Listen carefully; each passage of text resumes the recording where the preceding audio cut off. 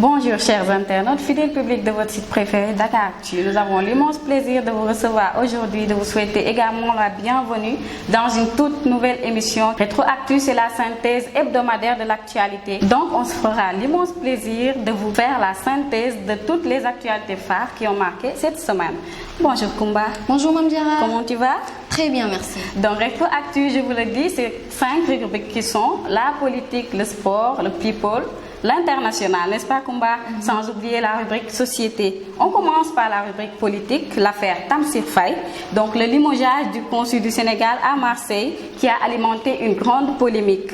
Annoncé dans un premier temps par le ministère des Affaires étrangères et des Sénégalais de l'extérieur dirigé par Mankeur Ndiaye, ce limogeage sera par la suite infirmé par Souleymane Jules Diop qui dirige le secrétariat d'État chargé des Sénégalais de l'extérieur. Donc un tiraillement subsiste ainsi entre les deux services et encore le président de la République tarde à signer le décret destituant le consul.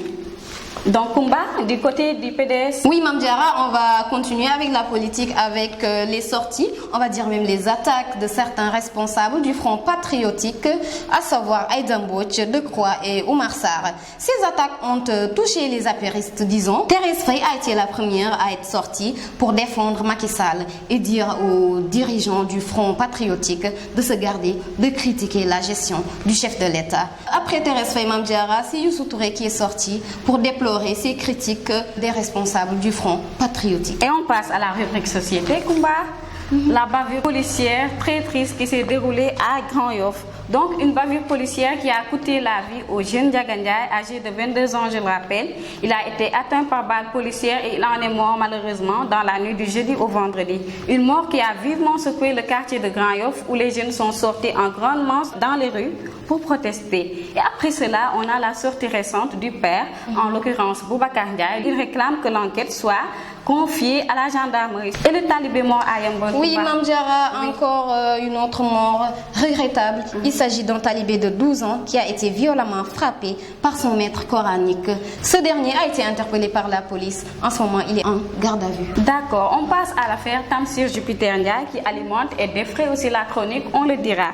Donc le procureur a enfoncé le célèbre chroniqueur en requérant 5 ans de prison à son encontre. Et il a déclaré que jusqu'à l'extinction du soleil, le Sénégal n'acceptera jamais l'homosexualité. Donc c'est clair. Et de son côté, Tamsir Jupiter Ndiaye, il se disculpe, il évoque la thèse du complot. Les résultats du bac, c'était comment? Les résultats du bac ont été catastrophiques, Mame Diarra. Dans presque toute la totalité du territoire national, un très faible taux d'admission au premier tour a été constaté. Donc on peut dire que l'enseignement vraiment a mal. Vraiment le niveau a baissé. Et du côté people, la mort de Mbodj Kumba qui a vivement secoué le pays, on le dira. Donc les circonstances de cette mort restent toujours non encore élucidées. Il y a eu l'audition d'Adja Diallo cette semaine. Sa carte d'identité, on le rappelle, a été retrouvée sur les lieux. Donc, on l'a longuement audité en 4 heures de temps. Et à présent, c'est d'autres auditions qui se poursuivent, mais les noms des concernés restent sous réserve policière. La police préfère garder la confidentialité pour des raisons d'enquête et on sait comment ça se passe. Oui, Mame Diarra, maintenant on va parler sport avec la lutte Modou Bombardier. La fameuse lutte au stade Demba Diop. Tu y étais, tu as vu l'ambiance, c'était comment? Il y avait de l'ambiance en tout cas au stade. On le rappelle, Mame Diarra, c'était ce samedi le combat entre Modou et Bombardier. Bombardier, le fils de Mbour, a fait mordre la poussière au Roc des Parcelles Assainies qui s'est dit vraiment surpris par cette défaite. Maintenant, le roi des arènes Bombardier, il fait un clin d'œil à Yekini qui avait dit qu'il n'allait plus lutter contre lui. Donc lui, il est vraiment ouvert et prêt à en découdre avec Yekini. Donc il réclame Yekini à présent. Oui. Du côté international, Kumba, on a eu la visite du président américain dans notre continent. Tu l'as pas vu toi?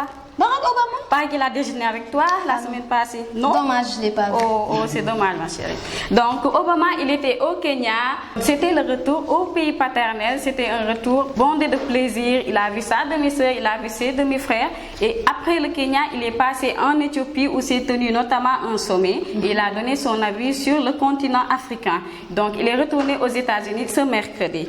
Et après Obama, Saif al-Islam, le fils du défunt Muammar Kadhafi, donc figure-toi qu'il a été condamné condamné à mort avec 8 de ses compagnons cette semaine par un tribunal libyen. Et après Saif al-Islam, toujours du côté international, chers internautes, on passe à Bobby Christina. La fille de Whitney Houston. Oui, malheureusement, elle est décédée ce dimanche. Donc, je rappelle qu'elle était dans le coma durant 6 longs mois. Donc, Kumba, on va clôturer par là. C'était votre premier numéro rétroactu sur Dakar Actu.